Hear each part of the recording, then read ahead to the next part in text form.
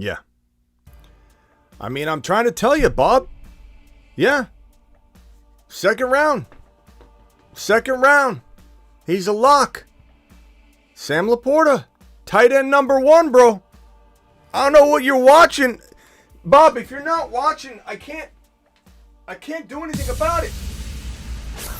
Live from the FantasyFootballShow.com studios. It's the Fantasy Football Show. Live! Monday through Friday, 8 p.m. Eastern. Smitty is also live whenever news breaks. From the FantasyFootballShow.com news desk, here is your breaking news. Ladies and gentlemen, Sam LaPorta is not only him, he's not only king of all the tight ends, he's not only a guy you're drafting really in round 2, and that's being kind of like generous, or you could say, I don't know, optimistic as far as where you're going to, the price tag you're going to have to pay in 2024. He could go at the 12-13 turn. He could go, I mean, you got to ask yourself, what is the separation? And we're talking 2024. We can get into Dynasty in 1 second. This is redraft mode. Redraft mode activated. Where do you draft Kincaid? Where do you draft LaPorta? We'll talk about Kincaid too. In 2024 redraft. I want to know where you guys are taking him. Is anybody taking him way higher than everybody else? Does everybody feel like this guy's going in round 3?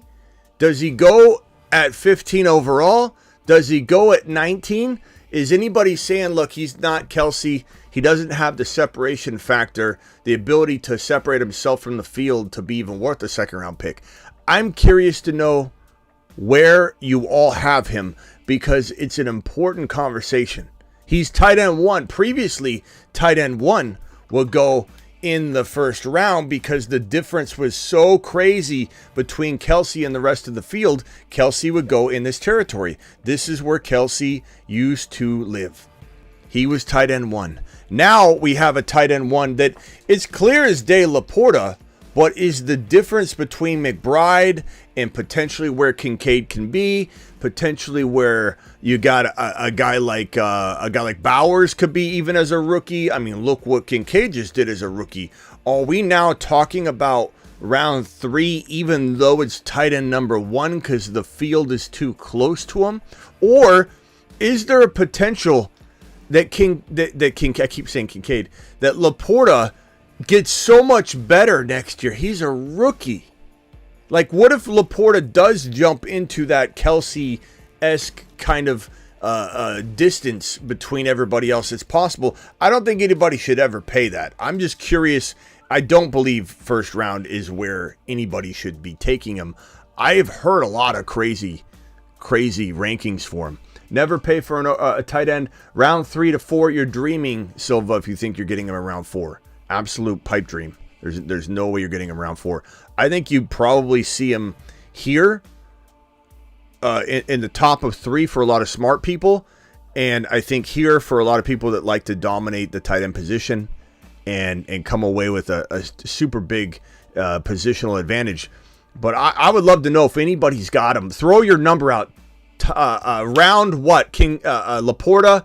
You could say Kincaid as well. LaPorta, throw a pick out. 3.1. LaPorta 2.10. LaPorta 3.4. There's no wrong answer here. I am also in the family of fantasy footballers that would say something like, okay, McBride in round 4 or 5 is a lot more attractive than going, LaPorta in round 3. 3.1 or even 2.10, 2.11, 2.08. There's nothing wrong with taking him in this territory. I'm going to say that right now. LaPorta could go there. I don't hate it. You're not taking a lap. I just would rather use these 2 rounds on something different and get my McBride or other player here. Kincaid later on. Kincaid might fall to like freaking, I don't know where. We don't even know where Kincaid's value is going to be. But I'd love to know where you guys have him. So here's a couple different takes. This is what I was very excited to see because they're all over the map. Now, first, before we get too deep into this topic, late second, early third. So there's a lot of people saying round 2, question mark, round 2. I saw a couple of those. And then you see a round 3.6, which none of these are wrong answers. Nobody knows. Nobody knows. Late 2, early 3rd, says Matt O. There was another one where somebody said, Alex got 3.6. 3rd to 4th round. 3rd round possible, but 4th round pipe dream. Pipe dream, Christian Silva. Appreciate you. Waiting until round 7. To grab Brock Bowers. Ray G, he ain't even in redraft falling to round 7. I don't think. He could. I don't think so. Dynasty, he's going like in the 2nd and 3rd round. I think people are so high on him. The Dynasty folks that are playing both redraft and Dynasty, they're going to get all excited about him and take him way too high. But I might be one of those people. Terry Roberts says 2 or 3. He's all over the board. Draft Bowers later, that would be my plan of attack. But what are we really here to do real quickly? The reason I'm even initiating a LaPorta conversation is because he's healthy. He's coming off the knee injury. He's still doing things and doing them live and doing them well and doing them hurt. And even last week, just, gutting it out. And now he's off the injury report. Probably not 100%. No one's 100%, but LaPorta is absolutely going to, I think, shine in this matchup against the San Francisco 49ers, who struggle with tight ends. They do. McBride tore him up.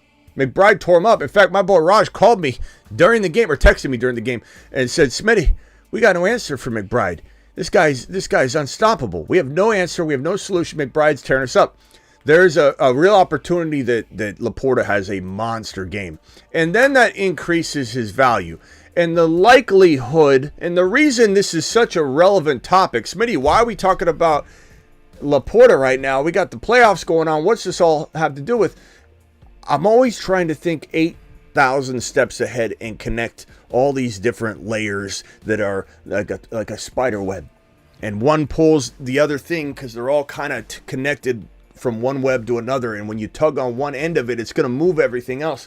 I truly believe that the Lions are probably likely, I think everyone could agree they could win this game, absolutely, but they're probably likely to lose.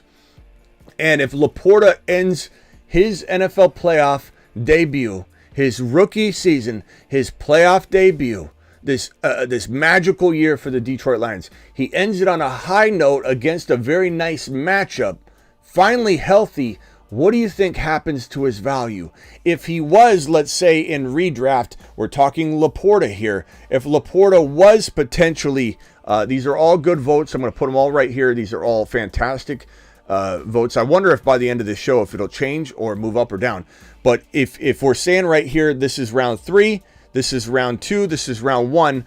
If we believe that he's right here, let's say, in round 3. So round 3, LaPorta. 2024 redraft. Right now, for anybody watching this a month from now, 2 months from now, we are literally walking into the championship games, and the Niners are facing off against the LaPorta Lions. The Baltimore Ravens are facing off against the Taylor Swift Kansas City Chiefs. And we think at halftime, I heard word, I got the script, by the way. The script has already been handed to me, and the script says that at halftime, Taylor Swift is going to kneel down on one knee and ask Travis Kelce to marry her. The script strikes again. But neither here nor there. But if you're watching this, these games have not occurred yet. That's why we're here to discuss what happens with when healthy LaPorta goes out there and drops a massive wad on the Niners because they do struggle with the tight end position. And does he climb from this moment in time pre-championship game, even if they lose, into the bottom of round 2? Based off a huge what have you done for me lately recency bias type of outburst. Because if he has 100, let's use Matt O's example here. If he goes out and he has 100 yards receiving and 1 touchdown against the 49ers, let's say. Let's just say, let's accept this. Let's pretend this is what happens. If this occurs, does he climb from 3.4? Does he climb from, again, Silva, I'm gonna get rid of yours because there's no 4th round. There's just no 4th round LaPorta. That's not even feasible. I appreciate you, Silva. One of the Silva brothers, right? Was that one of the Silva brothers? Silva to the moon. If it was, let's use Alex Max 3.6. Okay, let's say this is law. This is what happens. This is, as of this moment, 3.6 if you drafted today. What is 100 yards? I'm asking honestly for a friend. In the chat, please re-answer this question and give me a new draft value for LaPorta. If he has 100 yards and 1 touchdown against the Niners and the Lions lose, and that's how he finishes the season, where does he go from 3.6? If I promised you right now, I had it in my hands, 3.6 was his ADP. Where would you move him? Where would he move? Where do you expect him to move from 3.6? If that was his ADP, 3.1? What is 100-yard and a touchdown game against the Niners in his final game of the year do to his ADP? I don't think it's crazy to say that he will be cemented into the second round. Maybe in the bottom, but into the second round. And the question I'm here to answer today, and Alex says he moves to 2.9 if he has that big of a game. In his mind, 2.9. What does everybody else think? If he does have 100 yards and a touchdown, please give me your prediction. I want to see it. I want to drag it on screen. I'm here to answer this question. Nobody should be worried about paying a third-round value for LaPorta. You want to draft a tight end later? Abort. You go draft LaPorta in round 3. If he's sitting there, abort your plan. Best player available. Guess what? Third round's a steal. You don't need to go tight end shopping in the later rounds anymore because everyone fell asleep at the wheel at the old folks' home where you're running your league, okay? Bunch of grandmas in your league. They don't know who Sam LaPorta is, and you got him in the third round. Abort mission, wait on a tight end. Do you understand what I'm saying? Okay, that's already said. However, the reason we're here today, if LaPorta explodes against the San Francisco 49ers, even if the Lions lose, and he has what we have predicted on this screen right here from Alex, or from Matt O, 100 yards and a touchdown, where does he go? Kentucky says he climbs from 3.6 to 3.1. Blackbeard says see him going in the 2-3 turn, so right at 2.12. I think you all are very accurate. Ray G says he climbs from 3.6 to 3.3. He'll climb 3 spots. We got Terry Roberts saying he climbs all the way to 2.8 if that happens. You see what I'm saying? I think we all know. Thomas says mid-second round. I think we all know that there are a lot of reactive Rodgers in this world. Not saying they shouldn't react to LaPorta dropping 100 yards and a touchdown. Let's be honest, that's very telling as to where his trajectory is going, where his path of greatness is going. If he can go out in a big-time game and drop 100 wads in a tutty on the Niners D, he's going places. He's going places anyway, but he's Mr. Big Time. It doesn't matter the scenario, doesn't matter the pressure, doesn't matter the defense. Again, they give up, big plays, 2 tight ends. McBride worked them over. This is something that I think is possible, that LaPorta can have a big game. And if he does, he's still worth a second rounder. I would just say that he becomes an abort your mission of waiting on a tight end and grabbing another tight end later. When LaPorta falls to round 3, he goes from that to, if he climbs into round 2, you start saying, I'll take him in 1 or 2 leagues, 20% saturation of LaPorta on my teams, because you're climbing into a very, very high territory of value that I just think that you get a Bowers later on, round 5, 6, 7. Hopefully we can get him in 6, 7. If we can, that'd be absolutely amazing. Who's Brock Bowers? And off he goes to the... That's the wrong button. I'm hitting all the wrong buttons. There we go. Moon Man. Who's Brock Bowers? Loads in outer space. Just one of the best tight ends to come out of college for a while. This is the next Sam LaPorta. He's a Moon Man. If you've been asleep at the wheel and haven't been watching the show, you've missed 2 Moon Men unveilings, Spears and Bowers. These are the deeper calls. We, of course, have the Saturn Men, the Mars Men. Those are a little bit more secure calls. But Bowers is a phenom, an absolute LaPorta 2.0. Maybe better, to be honest. He could be better. He could be worse. LaPorta could be the best tight end for a decade. Or maybe Bowers could be the best tight end for a decade. There's a lot of value there. But Bowers is probably, I think, going to go around 5, 6, 7. We just don't really know. Someone says 6, 7. I think it's really, really, that'd be fortunate. if you could get Bowers at 6-7. I highly doubt you can. I think Bowers might maybe early on underdog drafts. We get him early 6-7. What's underdog? Underdog's only the place where we go dominate all of our best ball drafts. And the big board will be out the day, well, really the day of the Super Bowl at midnight of that game. So when the game ends at midnight, I believe the big board will drop, and we're jumping straight in to do marathon drafting here on the channel. So please hit that link in the description of the video if you're watching a replay of this. And if you're not watching a replay of this and you're in the live stream, please hit that link right there. I just dropped it in the live chat right this very second. I'm going to pin the link right now.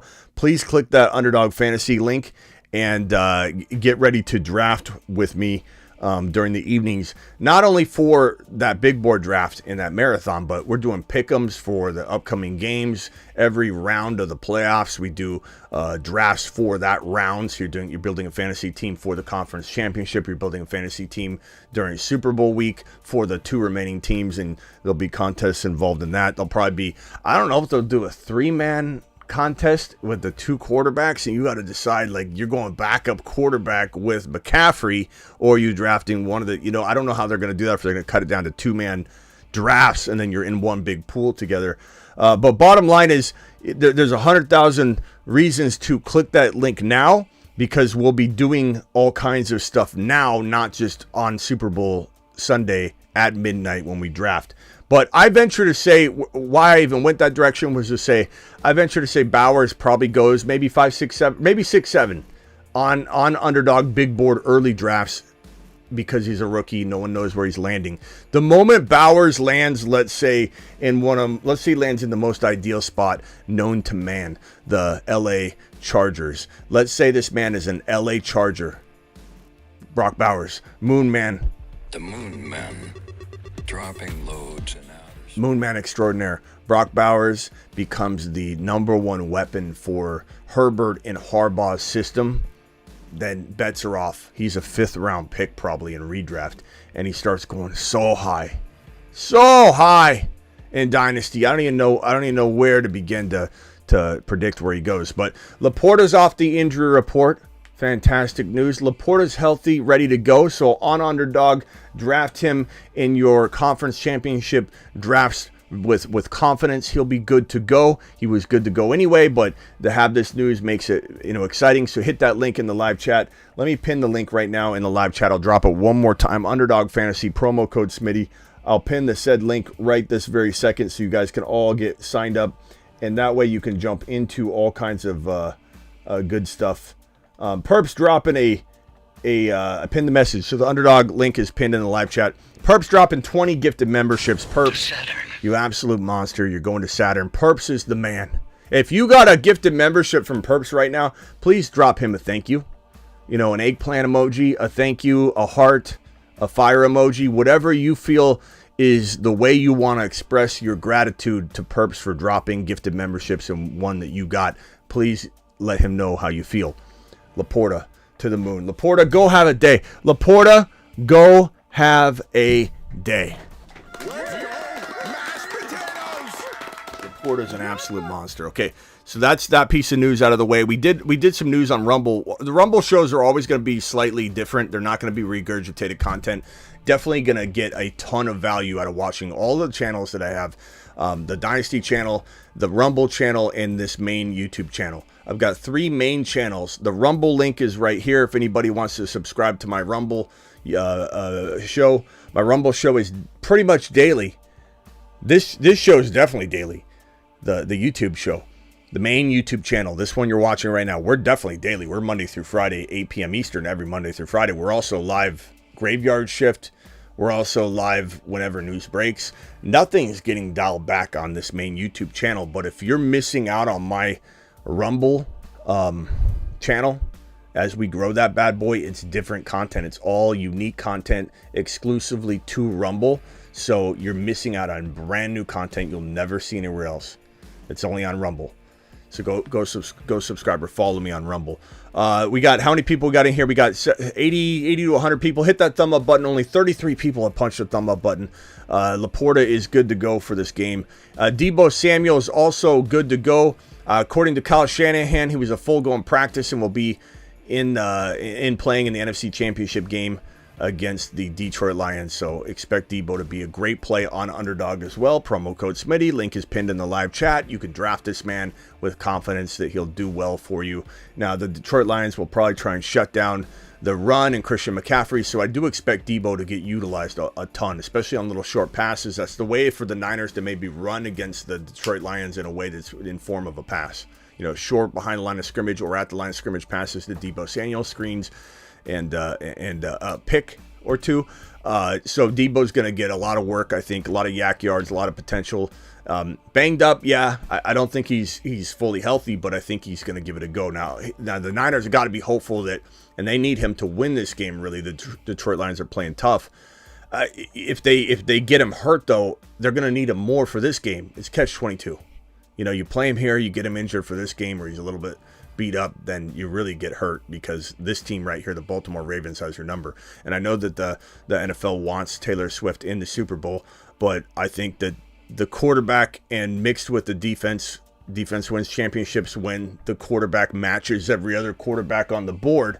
This is a likely face-off between the Niners and the Ravens. Anything can happen. I'm not ruling out the idea that the Detroit Lions continue to have their fairy tale extended. I'm not ruling out the fact that the NFL, Patrick Mahomes, and the referees against Baltimore will be able to top the Baltimore Ravens. They certainly have a lot on their side. But the Ravens against the Niners, and this is going to be a battle, just an absolute gritty battle where this team has gotten one over on them the last time they met, and the defense is going to be hungry. They beat McCaffrey up, and he's worn down right now. So when we talk about McCaffrey and we say things like, let's escape the NFL playoffs, the entirety of the Super Bowl, let's walk into the offseason clean, and then decide where we have McCaffrey, to be honest, because this is going to be one of the most gruesome games he's had all year, and he's banged up and at his end. They absolutely smashed him to pieces last time they played. So this is going to be a tough outing for McCaffrey. This is going to be a tough outing if the Ravens win, which I think they will, advance. It's going to be a tough outing for whichever team faces this Baltimore Ravens team. I feel like the Ravens have the momentum. I do. I feel like they're just a complete team right now. This is one of the most talented teams in the National Football League, the 49ers. I really, really, really, really believe that. And quite honestly, I had them winning my bracket earlier. But if I'm revising it now, I just get a vibe. And I hate Blackbeard's seeing me say this because I love Blackbeard and I don't want to piss him off. My moderator, Blackbeard, to Saturn. But I just feel I have and I'm sure he's like, he knows it's a tough game. It's not like he's oblivious to it. Anybody could win. Niners versus the Ravens. I mean, it's going to be a bloodbath. I just think that, man, I don't know. Shanahan's got to prove he can win the big game to me before I don't know. Shanahan usually, whenever I count on him, he fails me. Whenever I doubt him, he does well. So, I mean, congratulations on your Super Bowl there, Blackbeard. I'm clearly throwing a little shade towards Shanahan's direction, and maybe that's going to be the trick and push you Niners over the edge. It's gonna be rough. It's gonna be a rough game on CMC, rough game on everybody. They need this guy healthy. That's kind of what my point was. And hopefully he comes out of this Detroit Lion game where he's kind of, he looks good in practice and everything, but getting hit, it's different. Hopefully he escapes unscathed and he's not more worse for the wear walking into the Baltimore game, because then it's going to be problematic.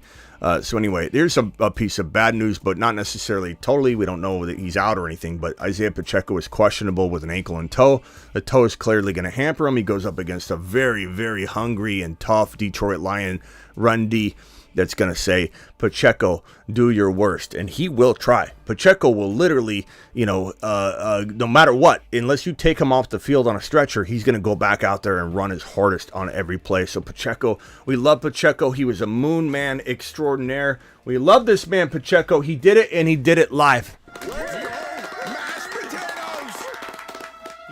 Pacheco did it live. Pacheco was a monster in 2023. He was one of our moon man. He delivered. He's probably a top 10 to 12, 10 to 14 running back in a lot of your eyes, and you're not wrong to want him there. I guess I want to pull the audience. Where are you drafting Pacheco? Running back 9, running back 10, running back 11, running back 12, running back 13, running back 14, running back 15. Toss your running back ranking.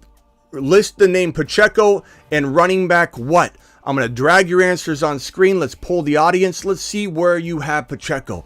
Because the concern would be, because look, he's banged up again. He runs so hard. He reminds me of Gronkowski and Kittle in terms of how he abuses his body. And I don't know that he's got a long shelf life. And so if you're in Dynasty, as much as I love him, as much as I love to see Moon Men graduates go on to do big things for a long, long time, I don't know that Pacheco's got more than a 2 to 3 year shelf life. I hate to say that. I love him. That's long enough in some Dynasty circles. Your league with Bob and Grandma, that might not last 3 years anyway, so who the hell cares? But I'm just telling you, I don't know that I see this guy being a workhorse for 7 years in the NFL because he is too abusive to his body. But it doesn't matter for 2024, right? So where are you? I mean, it does because he's always hurt. But where are you ranking him? I think anything around 9 or 10 is a little high. I think like 12, 13, 14 is fantastic. I think if he's your solid running back 2, not even your high end running back 2, I feel more comfortable with it. But I don't know that I could rank him any higher than like 11, 12, 13. And if I broke out all the RBs, I might find myself saying, you know what, never mind. Here he is, 10, 11. I can't find another running back I trust more than Pacheco. I love Pacheco. All I'm saying is be careful with him because he literally, if his arm was hanging off and they said, look, Pacheco, we can attach that and you can play next week, he'd say, just cut it off. I'll go out there with one arm. He doesn't care. He will break his own body to just get another yard. And while that's an admirable characteristic of a player and a person, really put himself in front of everybody else, it is reckless. It's kind of like the running quarterback that doesn't know when to slide. Like Pacheco is just abusive to his own body and he's always banged up.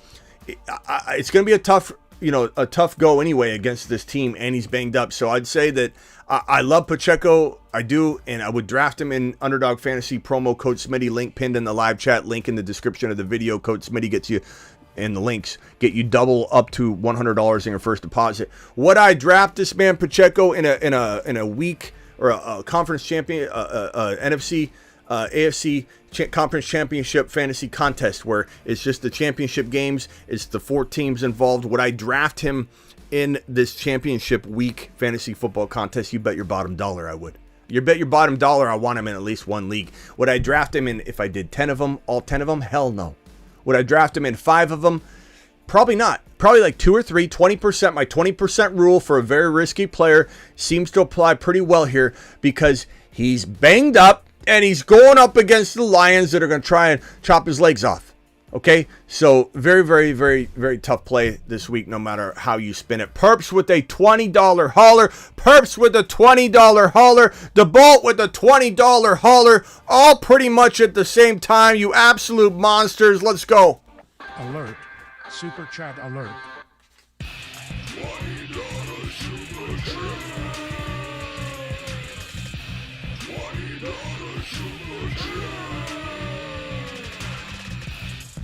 Look at you guys. You're absolute monsters. All three of you. Well, Perps is all 2 of you.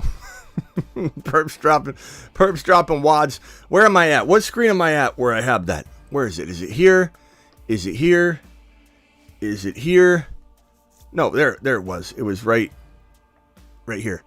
Smitty, it's okay. Blackbeard can take it. He's a guy who gets it and doesn't get his feelings hurt.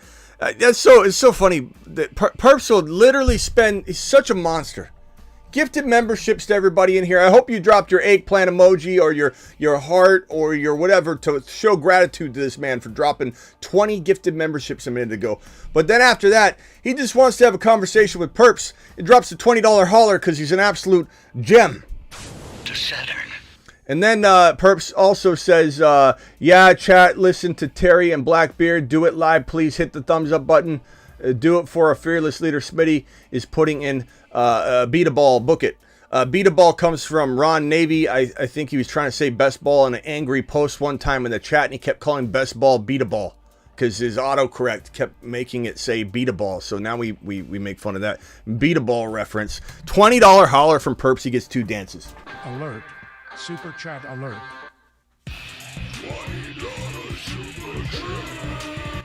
That's my boy Perps. And then we got another super chat from DeBalt. Says appreciation for Smitty super chat. Thank you, DeBalt, for dropping the $20 holler. DeBalt to the moon. DeBalt, my man DeBalt. We're gonna have to make DeBalt a mod here on this channel at some point too. Appreciate you. We got DeBalt as a moderator on the Rumble channel. Good job, DeBalt. We also have as a mod on the Dynasty channel. Maybe we'll ease you in just because you're doing good work. You're doing good work. Matt O, appreciate you. Says, have you heard from Future Smitty lately? No, we do need to have a conversation. I'll tell you what, Future Smitty nailed everything on the head. I don't know if I have that somewhere in here. Future Smitty, where is it at? I mean, he just nailed everything. Was an absolute marvel with his predictions. I mean, it was crazy. I don't know if I can find Super Smitty, Future Smitty. Is this it? Is that it? Where is? And that's gonna wrap up today's show.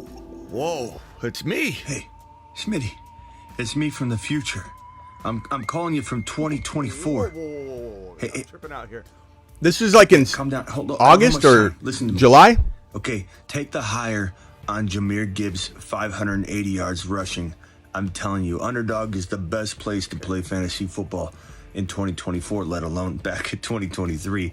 And I'm telling you, buddy, I'm telling you right now, Jahmyr Gibbs, 580 rushing yards over. Us. And whatever you do, pal, on the Patrick Mahomes. Bro, Mahomes what, bro? Buddy, Smitty, me, hey, pal, what's going on here?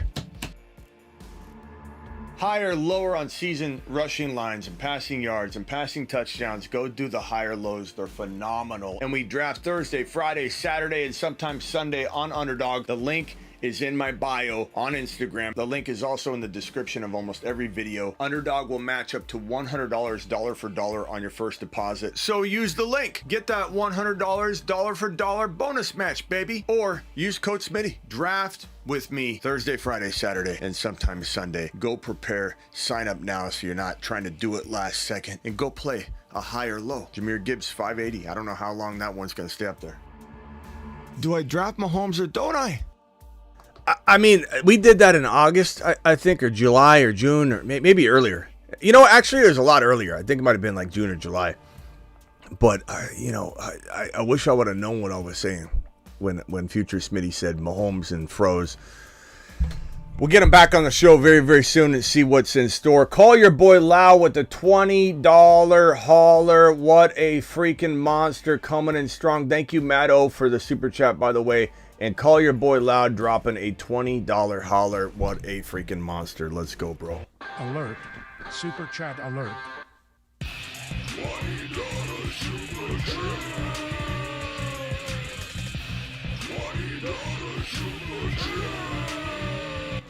That's my boy. Call your boy Loud. Call your boy Loud said, although it's all fire, I think I'm loving the off-season content even more than the end-season. Absolutely love your dedication. Any thoughts on rumors of that Arthur Smith is expected to be the OC for wherever Vrabel lands? Thank you very much. Call your boy Loud. I promise you the off-season is better. If anybody's watching, we do more content. It's hard to imagine, I know, but if you were watching at all the last handful of weeks, you understand, now, especially with the Rumble channel. The Rumble channel, and I haven't been, the Dynasty channel and the Rumble channel, I haven't been this excited in a while for both of these things. Rumble channel, I just dropped in the live chat right there. I haven't been this excited in a while because I just think we're going to take over Rumble. And again, I'm not doing just regurgitated content. Sometimes the topics are similar, but that doesn't mean anything because so many things come up. It's an entirely different show. You might hear like an angle or two that are kind of the same if it's the same type of topic that day, but I try and do something different and creative. So thank you, Call Your Boy Loud, for dropping the $20 holler. Appreciate your appreciation, and get ready for more and more content, my boy. So Pacheco probably going to play. My sum total thoughts here is he's probably going to play, but he'll play banged up, and he has a really, really tough matchup. So we'll see what happens. And I don't know that the Chiefs advance. Kirk Cousins is ahead of schedule on his recovery. That'll be a very interesting conversation if you guys want to talk about where he lands. Mark Andrews, what a steal in Underdog Fantasy. Promo code Smitty. Link in the description. Link in the live chat pinned.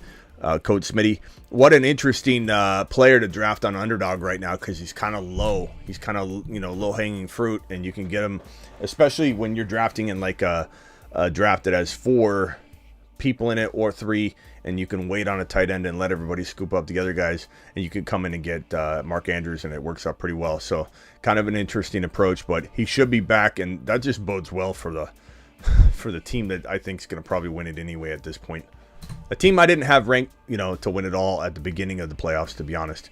Appreciate you all. Dial in. Phone lines are open. Let's do it live. Kincaid talk, Deebo talk, Pacheco talk, Kirk Cousins talk, coaching carousel talk, NFL draft talk, coaching carousel talk right there.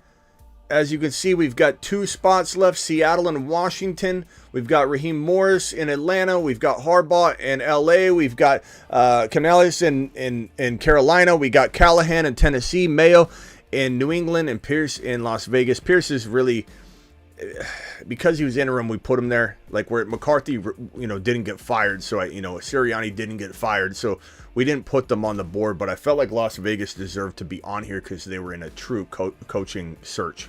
And they just, settled on Pierce. So these were the teams to me that felt the most in the conversation of coaching carousel, coaching tracker conversation. And we've got 2 spots left, Seattle and Washington. I said last night that I thought Vrabel was likely to go here. The word is today he's not. And if I had to guess today, I don't know if we have Huffman in here, and I gave Huffman a prediction that it was going to be Vrabel earlier. I'm going to say it's McDonald. I'm going to say it's McDonald.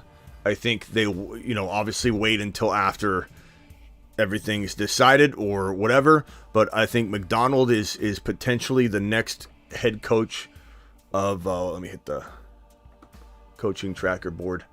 Yeah, McDonald, I was seeing if I spelled it right. McDonald is the head coach of the Seattle Seahawks, in my opinion. That if I had to guess, I think he's going to be. And I think Ben Johnson is going to be the head coach of the Washington Commanders. So that's how I predict it all to actually unfold at the end of the day. And I might be wrong. But I think that what's going to end up happening is the highest performing coach really here left on the board, essentially, at the end of the day that's available. That will be the one that everybody's seeking, and Seattle will end up landing. It'll be interesting, too, because we'll have a similar kind of vibe as the Raheem Morris vibe, right? Who's going to be brought in? What are they going to do? What mind is going to be attached to McDonald? Will he bring in his in-house guys from Baltimore? Will he bring in somebody that will take things over? And we'll have to look at that. But I think that's probably what it's looking like. Dial into the show. Call into the show. Call into the show.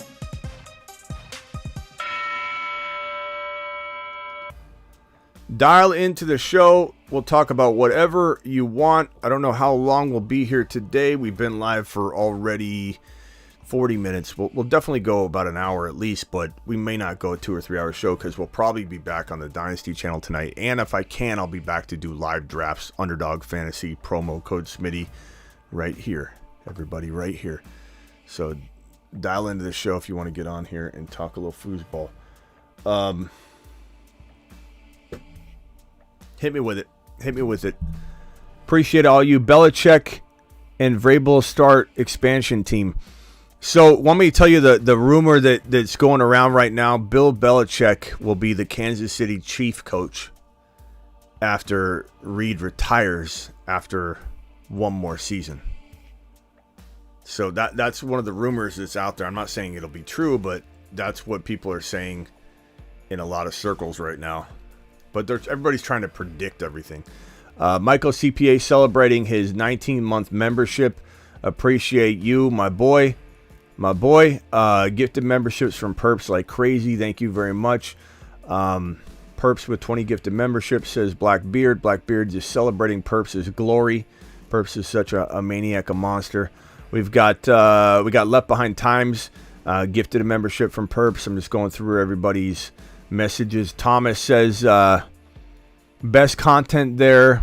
There is second off season here. Let's go. Thank you, Thomas. Appreciate that. I'm going to try and get to my gifted members or my membership questions more often. I'm sorry if I neglect those. Thank you for reminding me. So, what do you guys think about that rumor of Reed retires after one more year and Bill Belichick becomes the head coach of the KC Chiefs? I mean, it's just, like I said, something that's been getting passed around Twitter or X. Perps with another 20 gifted memberships To Saturn. I think. Or is that old? No, that's new. Perps, good God. Perps to the moon. Alex, you're live. Then Ethan, mute real quick, Ethan, if you could. Alex, go ahead. Yo, what's up, Smitty? What up? Hey, so I'm in a keeper league. I just made a comment right now. I got offered a Devon Achan for my third round pick in a keeper league. The draft picks don't matter, so we're pretty much keeping our first four players, whatever. Four players. Bro, so why are you calling me then? Like how are you, like, what are you really debating? You're telling me you keep 4 players, so the pick that you're being offered is not even the 5th rounder. Like, if you have, it's essentially a 7th, huh? Yeah, essentially a 7th rounder. So your picks 1 through 4, everybody's keeping 4 guys. In a nutshell, that's like you're starting in round 5. You're not even talking about round 5. You're not even talking about round 6. You're talking about your 7th round pick, and you're asking me if you should trade it for Devon Achan. Let me tell you something, bro. I would give that first rounder for him. What are you talking about? Achan to the moon, bro. And if I keep him, I'm pretty much I won't be able to keep Nico Collins. I'd rather keep Achan over Nico Collins. Yeah, I mean, I would. Yeah, I would. I mean, Yeah. where you drafting Nico? Set her down, boys. Right there. That's good. Devon Achan, please report to your shuttle to Saturn. Your shuttle is leaving. Prepare for departure. Touchdown probability high. I'm going to send you on a little bit of a lap just for, like, look, it's a good lap to take because you're in a very good position. Yeah. So, like, be proud of it, but you're going. I appreciate it, Smitty. Okay, so, yeah, if he changes his mind and ups the price, just do whatever. I mean, he sent it to me right now. Like, it's on. Well, accept it. Click accept right now. Accept it. Then you can take a victory lap after you take your big fat lap. But I would say, like, the Nico part, like, does that suck? Sure, but you could draft Nico Collins back a lot easier than you can draft Achan back, because Achan's going to go in, like, the top 20 overall picks, if not the top 14 or wherever. It depends who you're drafting with. Whereas Collins is probably not going. I mean, could he go in the late 2nd round? Could somebody get crazy? I think that's too early anyway. But, like, you have a better chance of getting both of them, you know, or a player you like as much as Collins, so it's not going to matter. Achan for even a 5th rounder equivalent would be a steal, and you're getting him for a 7th, bro. It's a no-brainer. God. All right, Smitty, I appreciate it, bro. All right, bro. Thanks. Later. All right. Call back if you got another one. Let's go over to Ethan the negative, and then to Travis. And I got to hold it quickly. I got Terry Roberts with a super chat. Terry, we're glad to see you, pal. Smitty, I was one of the 44 on Rumble last night. Look, the first 44 people, we're calling them the 44, because we have like about 40 to 44 people that are in every Rumble live stream so far. I think we've done 4 live streams on there, so we're on video 4. We're only on episode 4 on Rumble. And we have about 44 people that are in there every time we're calling the 44. You know who you are if you're a member of the 44, the OGs that have been there from the beginning. And so, like, right now, I know we don't have, in the off season, we have a lot less people in here, like 72 people here during the season. I fully expect us to be in the 400, 500, 600s per show during the season, like, or during like August on. Every show we do, I'll be upset with myself if I don't have 500 plus the entirety of every single live stream on this channel. This is the dead off season. We got 74. I know on Rumble to have 40 when we just started, we're on episode 4 is fantastic. And so those 44 people should be proud of themselves, because they're the ground floor. Like, there are a few people that are the ground floor here. And when Alex Cruz comes in here, Alex Cruz gets his flowers because he's literally like patient zero on this channel. Silver Rapture is literally in the top 10 of the OGs of this channel. Silver Rapture has been with me from the very beginning. So he's a 10. He's maybe number 5.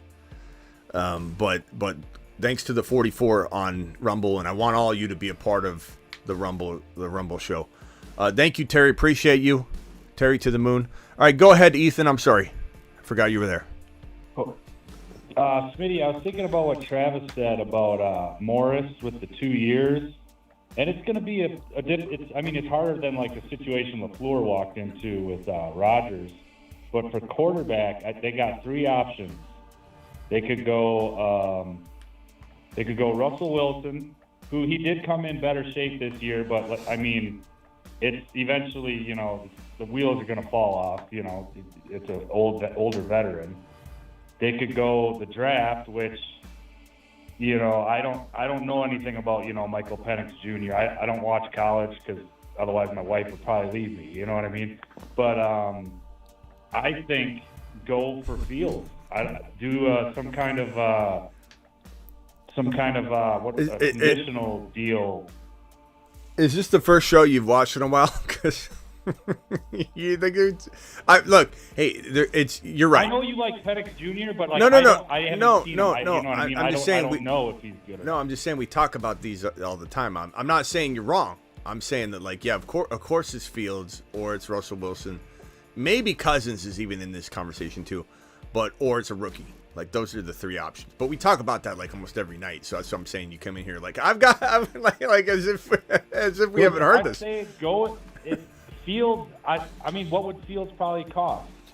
Look, like I said, I don't think you've been in the last like 4 shows because I've been going on a rant about how the Atlanta Falcons should 100% trade this 8 overall for Fields, or how the Seattle Seahawks should trade this number 16 overall for Fields, or how the Denver Broncos might even get that aggressive because they're moving on from Russell Wilson. How do you move on from Russell Wilson? When you really think about the logic here and break it down, if Sean Payton said that they're moving on essentially, right? What do you do? How do you go above? Because Russell, as you said, he's not a bum. So you're literally putting yourself in a box if you're like, we're moving on from Russell Wilson. Okay, well, who's there? I mean, maybe a rookie, sure, that's an option, but at 12, that's not a good spot. McCarthy, maybe if you're lucky. Penix Jr., if you're bold enough, and I know I would be. But what else are you gonna do? They're gonna maybe get ultra aggressive and go get Justin Fields. So all I'm saying to you is you're right. You're not wrong on this. I'm just saying you must miss a lot of shows because I go on rampages saying that the Atlanta Falcons should trade the 8 overall for Fields. Straight up. I don't even need a compensation pick. They might be able to get it, though. Some people come in here and they're like, Fields is worth a second rounder at best. Like, get out of here. You know, these teams need a quarterback bad. Fields is a big option. He's worth the 8 overall pick. I don't even care if I'm overpaying. I don't want any competition. I would just get it done. Sometimes in fantasy football, I'm an overpayer. I'll send an offer out that's just a little bit too good. I mean, you can ask some of the guys like, I don't know, maybe Travis would say yes and no sometimes. I do try and get a good deal sometimes, but I do try and overpay. Like, I think anybody's watched me trade in the Marsman League, I do try to overpay. There have been some good trades that I've done, I'm not going to lie, but some of those were offered to me. But I do try and like even with Rock Out, when we did a trade and I gave him Aaron Jones and he gave me Walker and Charbonnet and everybody thought I ripped him off. I gave him JSN. I gave him like 6 guys to make sure he felt like he was getting enough. And Aaron Jones went and exploded and then he got hurt. But Aaron Jones was the one that was going to be the best out of all of them. Then he got injured. But point is, as a GM, I would do the same thing. I would overpay to get it done. I would just say, look, I don't want to mess around. This is how I'd negotiate too. I'd be like, you have 8 minutes to accept. And I'd be like, number 8 overall. You know, give Fields, bring him in, and do it live. Yeah. I agree. What do you think? You were talking about fandom and everything. What do you think about, I've seen it both ways. Like, this is a family fantasy football show. Instead, you get those, like, drunk college football fans who, you know, they go, Josh Allen sucks. Donkey Kong sucks. You know, that's the way they sound. Or even the Brock Purdy thing. Like, you're being honest, like, hey, I have him right there with, like, maybe Baker. You know what I mean? And then, oh my gosh, I don't get it, Well, I just some of think these it fans. depends on who you're talking to. Like if I go on Raj's live on Instagram with 450 Niner fans, and I tell them that Josh Allen is better than Purdy, they're not just disagreeing with me; they're flabbergasted. They're flabbergasted. So who are you talking to? And there's nothing wrong with that. They're diehard fans that love their team, and that's fine. But you go into another circle and you're like, okay, Purdy's like, all I ever said about Purdy was he's not a top 5 quarterback, and everybody gets so bent out of shape over it. Like, look at the numbers. Look, it doesn't matter what the numbers are. I'm telling you what I believe him to be. I don't care if the numbers support it. You could make an argument that he played like a top 5 quarterback this year, and then now we can have a conversation.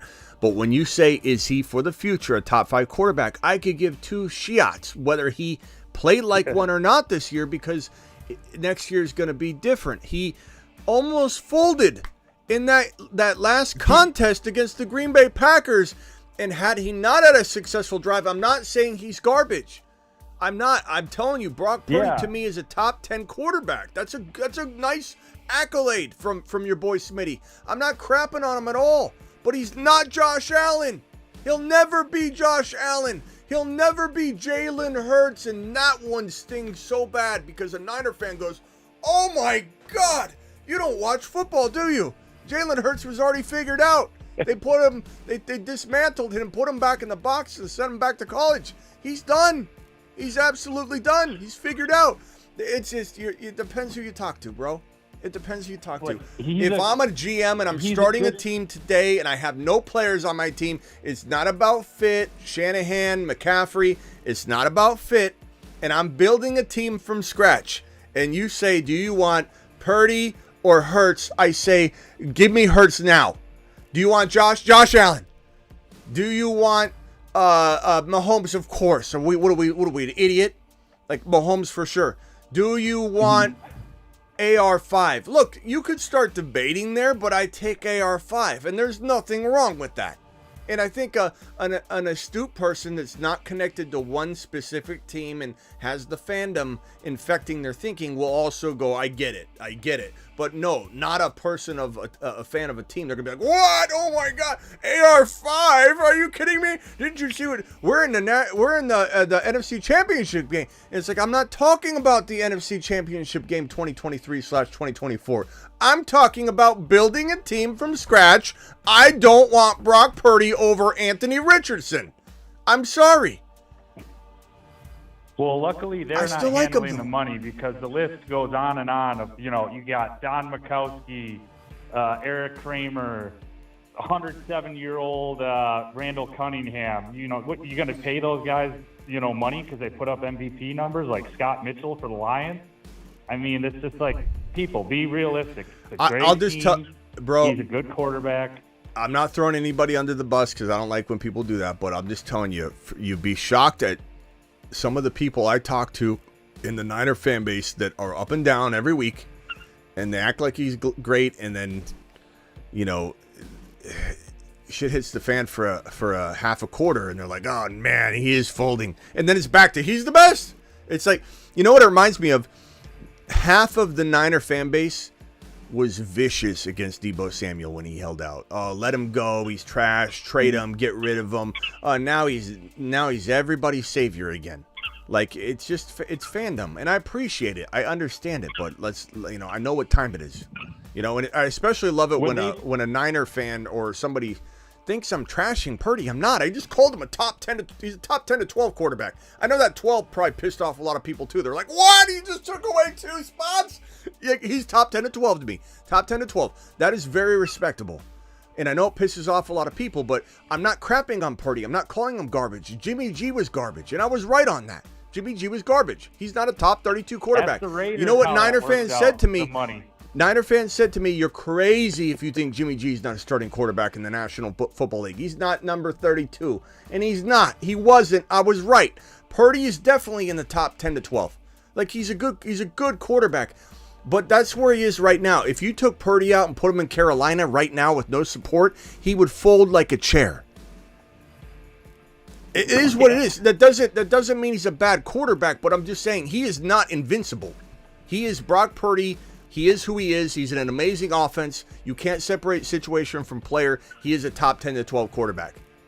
Is he a massive talent that is going to transcend through the sport for a decade and a half and just turn into a top 5 Hall of Fame quarterback? I do not think so. And I think had he faltered on that last Green Bay drive, or that drive against Green Bay, we would be talking about what are they doing at quarterback? Not to mention, keep in mind that report came out that the Niners tried to bring Tom Brady out of retirement, and they told Brock Purdy, you will be going to the bench if he decides to play football for us, and Brady did not want to return. And Brock was kind of like, he said he was okay with it, but down deep he was pissed off because he's like, I just went out and proved myself. So just letting people know that it's not like everybody and their mothers believed in this kid from the beginning, and there's wavering that goes on. He's a good quarterback, and he's in a great system, and right now he's a top 10 to 12 quarterback. But I don't think talent-wise, or if you plucked him out and put him somewhere else, he would do the same thing. That doesn't mean anything, though. Like, we don't know. Yeah. And all this stuff about, well, Josh Allen doesn't do this, Josh Allen. Like, you're going to tell me Dan Marino isn't one of the best quarterbacks to ever play the game because Dan Marino wasn't winning Super Bowls? Like, get out of here. I woke up and Josh Allen was running for a 50-yard touchdown on the Chiefs. You woke up. Gosh, what were you sleeping for during the game? All right, hey. Did I ask you to say one other thing about San Francisco? Yeah, hurry up. They put up that stat that they had 51 games straight without a 100-yard rusher. And that reminded me of when they were attacking Rodgers. He said, how many years has San Francisco had a prolific defense with no Super Bowls? I mean, that's insane. 51 straight games until Aaron Jones. I mean, come on. Yeah. So. All right. Hey, appreciate you. That's Later. A great team. And for all my Niner people in here, Blackbeard especially, I'm not. I just want you to know, I don't hate Brock Purdy. He's a really good quarterback. Just because I don't view him as a top 5 guy, and that's where my like, I guess, passionate answer comes from, is I'm trying to take him back out of that tier that people are trying to force him into. It's not Brock's fault that everybody's calling him a top 5 quarterback. You know, that's unfair to him, because then it has people like me, people like some ESPN commentators that people are really upset with right now that are saying that he's not an elite quarterback, and everybody gets mad. Well, it's because people keep putting him in a too high of a tier, and everybody's got to tear him down to size. You know, it's like, it's not his fault. If you just say, hey, he's a top 10 quarterback, no one would have a problem. And everybody complaining that there's this Brock hate and nobody else would get this hate, give me a break. You don't think Aaron Rodgers has been ridiculed his entire career, or this guy Lamar Jackson, who not a single team went after when he had the lowest franchise tag at a 2-round tender? Nobody wanted him. Give me a break. Brock Purdy's not the only quarterback that's facing constant criticism. Give me a break. What's up, Travis? Appreciate you. Hey, You're live. It's kind of a side thing, but I was just reading about, the Keyshawn Booty thing with his 9,000 bets he made or whatever. Yeah. Did you see that? He was busy. Yeah, he had to have been playing bookie for other underage people too. Yeah, I don't know what I don't know what he's doing. Yeah, it's kind of crazy. The depressing thing, though, I get the draft can be a crapshoot when you get to that point, but I was just looking at that draft, and 10 picks before him is where Puka Nacua was taken. Yeah. It's kind of depressing. Oh, man. Thank you, Blackbeard. Appreciate you. But, yeah. I was calling.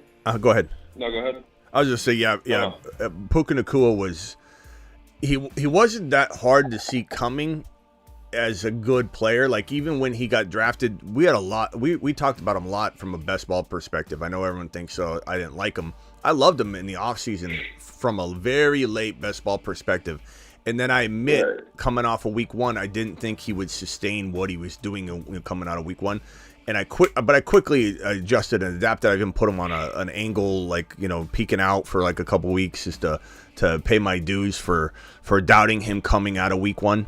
Not doubting him as a player, just doubting him to be wide receiver 1 all year long. I admit that was one miss that I had, recognizing that would stay. But we loved him from a late perspective. I drafted him in a lot of best ball drafts.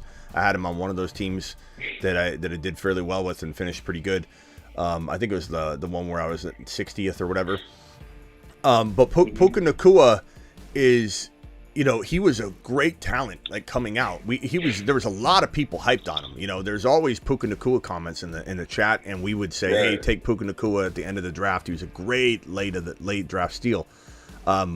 It's weird that so many teams didn't think he was gritty. And when you watch the footage of the Rams, McVay, and the boys talking about Puka Nacua, they were just like, this guy's got it. This guy's got what we want. He's grit. He's got grit. He's hardcore. His motor never stops. He's going to do what we want and be where we need him to be. It's exactly how they use him. And that's what gets me so excited about, because that whole room, including this man, Zach Robinson, that whole quarterback coach.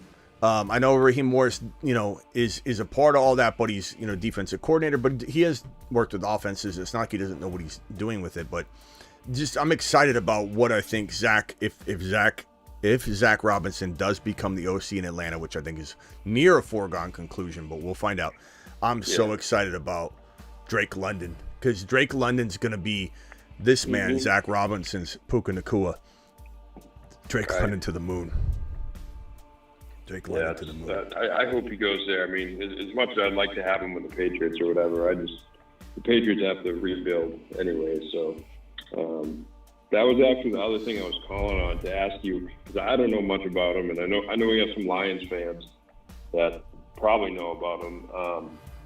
The Patriots are interviewing, I think a couple other teams might too, the pass game coordinator, I guess is what he was, Tanner Engstrand. Do you know anything about him? There's rumors he could become the new Lions offensive coordinator, but I guess he's also taking interviews around, and I was just curious to know, is he a big part of that, or was that thing Ben Johnson's baby, or do you think he could build off of that? Or I think it's hard to know, really. It's not like we have a whole lot of information on like how much say he has and like what he's right. But I definitely think you gotta, like, I'm excited about Zach Robinson. You gotta be excited about what can the transference of what this guy's learned. And usually, not always, but usually when you are a coach in a coaching tree, you transcend that teaching and what you've learned there.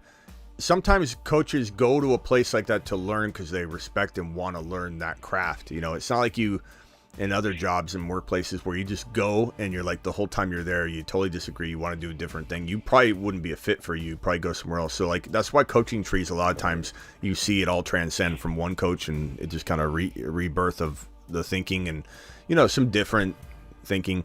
But I think anytime you got somebody coming from a successful system that's seen it, and you got to trust the process. Like, I don't think they'd interview a guy that didn't have a heavy hand in some of it, or at least, he's going to obviously interview, convey himself in a certain way. Like Raheem Morris who's blowing this Atlanta Falcons organization away in his interviews. Arthur Blank reportedly wanted Bill Belichick, I think, a little more, but the rest of the decision makers of this Raheem Morris hiring was like, no, this is the guy. And it's interesting at how many people. Let me see if I can pull up the tweet. But it's interesting how many people have said negative things about Raheem Morris and how Raheem Morris isn't bringing a whole lot to the table. But when you ask his teammates, how good of a coach he is, if you ask his teammates, all they do is say absolutely phenomenal things about him. Let me try and pull up this. I think I got it here somewhere. Let me try and find it.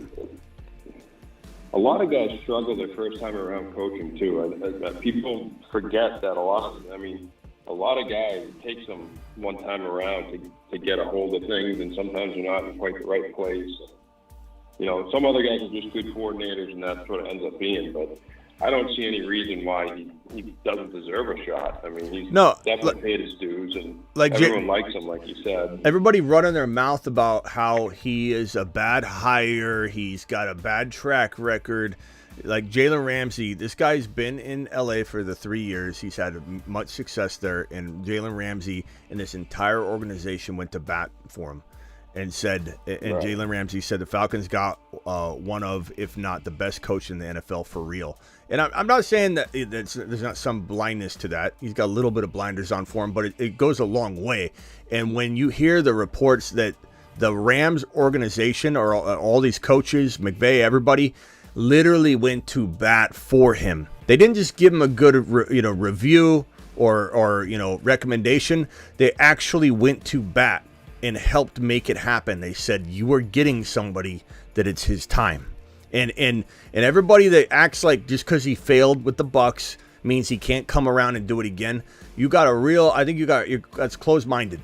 That's closed-minded to assume that just somebody's story, a decade ago is going to absolutely tell the story about them now. Like, you could just transfer all that over and act like he's going to be a garbage coach. Like, he didn't learn something along the way. And when you have players coming to bat for him and the entire organization saying he is absolutely the hire and we hate to lose him, but we want to go to bat for him, that says so much. That means that these players are going to love him. He's a player's coach. Everybody loves him. And he's going to get the most out of everybody. And if he brings in, if his players and his organization love him that much, what are the odds that Zach Robinson adores this man the same? Does anybody really think he's going to pass on Zach Robinson going over to a different team and not having Bijan Robinson, Drake London, Kyle Pitts, the number 8 overall pick to either trade for Fields or draft his quarterback his way? No, there's not a lot of fresh starts everywhere where you get to go pick your own quarterback. Zach is a quarterback coordinator, and he is going to want his quarterback his way, and he gets to do that. There's no quarterback here, so it's such a good fit. That's why I think Zach Robinson's a shoo-in. Not to mention that he probably loves Raheem Morris, and their rapport is amazing.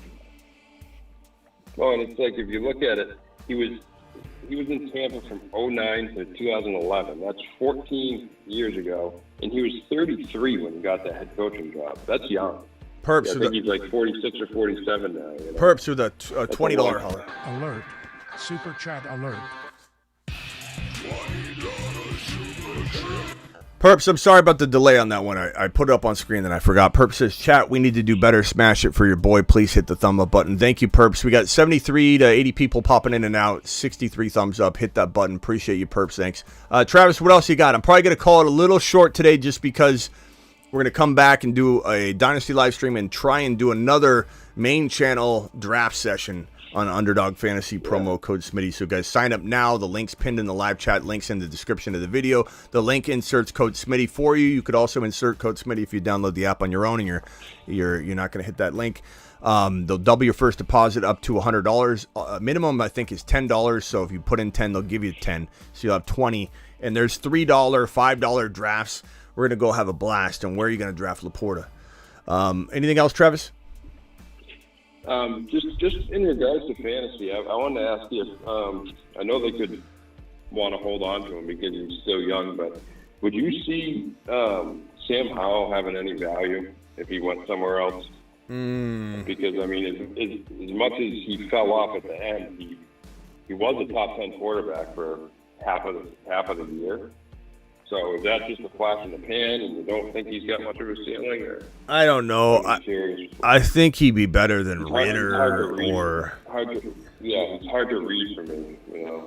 He'd be better than Ritter and guys like that. But past that, I mean, no, I don't want him. I liked him. He had a lot of upside. He did very well for a while. He was definitely pulling his weight in Superflex. Him and Jordan Love were my win a league Superflex sleeping giant monsters. And Howell did really well for a while. Like, he was in the top, 10 quarterbacks for a big chunk of the season. Right.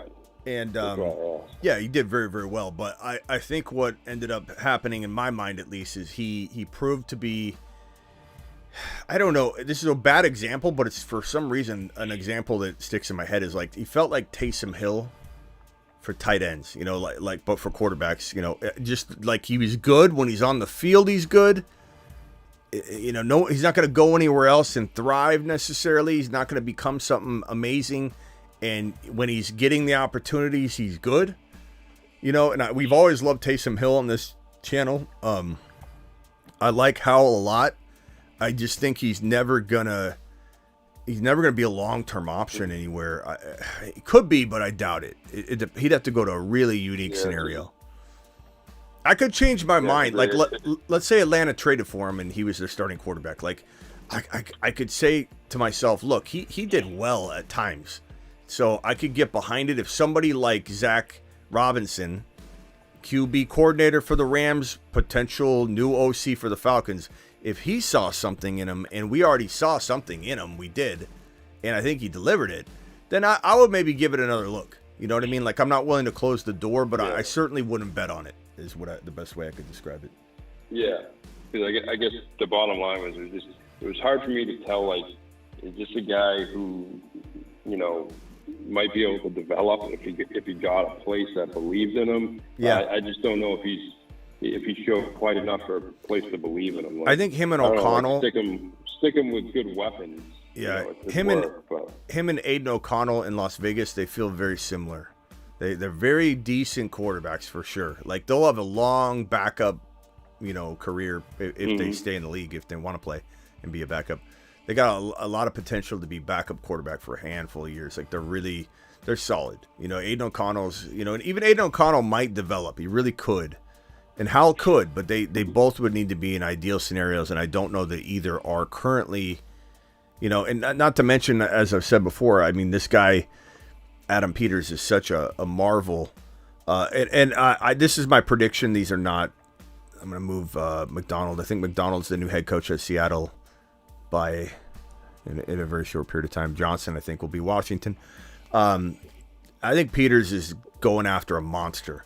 I also think Raheem Morris with Zach Robinson is going after a monster too. And these could be rookies. JD5 is my favorite pick for Washington. And as I keep telling people and beating a dead horse, and I probably should clip this because I know eventually I'm going to need it. We're going to see everybody and their mother talking about JD5 is the new Lamar Jackson. It's all you're going to hear because Lamar is going to go on the big stage and show everybody that's the quarterback type you want. This is the only guy, JD5, that is doing it. The Saturn Men. One small step for man, one giant leap for Saturn. This guy is the closest thing to Lamar Jackson that we've seen in a long time. So closest thing to Lamar Jackson, he will be being talked about like crazy. And if he has a good, you know, workout like I think he will be, his value is going to skyrocket. I want him in Atlanta too, but I don't think he'll fall. I think his value is going to skyrocket. I know we don't really know, but I keep seeing that a lot of people think Washington takes May and JD5 ends up with the Patriots possibly. They could. They could. I don't know. Like that's what I've seen a lot of places. I mean, I'd be excited. I'd be happy with either of them. Yeah, I think, you know, May's definitely good enough that if he ends up being Washington's guy, I'm fine with that too. I think that's good for Washington. I'm fine with JD5 in New England now that Bill's not there. It's not my ideal spot for him, but could the spot grow around him now that Bill's not there to like, you know, hamper him? Maybe. All right, Travis, appreciate you. I'll see you on the Dynasty channel tonight, and maybe we'll return here for some live drafting on the main channel. All right, later. All right, later, bro. Super chat here by, who is this? Who's dropped? Thomas dropping a super. Thomas, appreciate you. Dynasty Superflex trade Sam Howell and a 2.12 for Wicks. I don't know. I like Wicks, but I'd probably rather keep the pick in Howell and a Superflex and just hold that extra emergency quarterback situation because I don't know. That's not horrible to just hold on to. I appreciate your super chat, bro. I don't think that's enough to make me move. I don't love the trade on either side though, just to be honest. Appreciate you all. I will see you all probably tonight as we draft. You guys absolutely rock. Don't forget my Rumble show. Subscribe or follow, I guess is what you say on Rumble. Follow my Rumble show. It's right here. Hit that link right this second. Hold on, let me drop it in here. Hit that Rumble show. Follow. Be a part of the Rumble revolution, because your boy is going to take over Rumble, and it has nothing to do with dialing back this channel at all. This is just me trying to This is me outworking every single person. And I don't say that in a cocky way. I'm just saying that because I think we as a community outwork everybody. You guys are a part of this. You got to be here. For me to have success, you guys got to be watching. So the way I look at it is we do it together, but no one's going to outwork us. Nobody. That's why we have 2 channels on YouTube, the Dynasty channel, the main channel, and this Rumble channel, which is going to take over the Rumble world, and we're going to be the #1. I already feel like we are just when you watch us, but the #1 news and fantasy channel on Rumble, and we're doing it live. Appreciate you all. Mark says, Smitty, don't forget my membership question. Let's see what it is. Let me go look for it. Membership question. Mark, 9-month membership. Congratulations, pal. HN 8th or Gibbs in the 3rd? Probably HN, but you can't go wrong there. I would probably go HN in the 8th though, but it's really, really close. Show loves you back, pal. Appreciate you. I would definitely make sure you have other shares of Gibbs. I don't mind Gibbs in the 3rd though. It's really good value. At some point, you can't really worry too much about like how much value is this one over the other. You almost got to take the player that makes you, like Gibbs in round 3 helps you dominate. Like you're dominating right away from that. You don't necessarily need to do the Achane thing as well. Like you could draft Achane back with Gibbs. I don't know. Chat, what do you think on that? Vote on that one for our boy. Would you rather have Achane in the 8th round or Gibbs in the 3rd? I lean Achane by a hair because I just think that value is crazy. And at the end of the day, who you get in round 3 could still be like Mahomes or Hurts, you know what I mean? So if you could get Hurts and Achane for just Jahmyr Gibbs, who's a 3rd rounder, that's huge, bro. Like that is huge. Achane and Hurts, Achane and a quarterback like that. I like to look at the quarterback because I feel like that's something that you can tangibly say is just an X factor like addition for it, Achane and Hurts over just Gibbs is a smash to me. But you can't. The chat seems to like Gibbs. There's 4 votes in a row for Gibbs. Birdman says Achane, but I think if you look at it from the perspective I just mapped out, pretty hard argument. Hurts and Achane. Like even if let's say Achane craps the bed, you still have Hurts to go up against Jahmyr Gibbs in a one-on-one battle to try and get your value back. You know what I'm saying? Like that's insane value when you really break down what it affords you to do.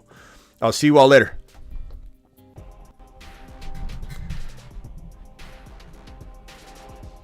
Live Monday through Friday, 8 p.m.